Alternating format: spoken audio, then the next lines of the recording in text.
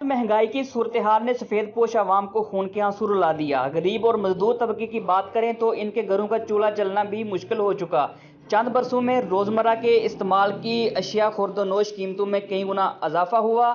तलीम और मेडिसिन के अलावा रोज़मर्रा की अशिया गरीब की पहुंच से बालातर हो चुकी। ना सेहत रही और ना तलीम और ना रहने को घर। आखिर गरीब के लिए बचा ही क्या।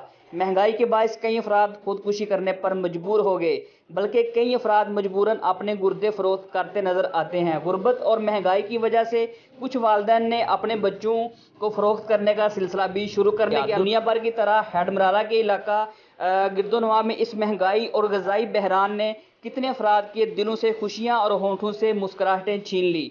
अब ज़रूरत इस अमर की है कि इन बेज़ाब्तगियों को गौर तलब फैसलों से हल किया जाए, ताकि गरीब आवाम भी ज़िंदगी के अच्छे दिन गुजार सके।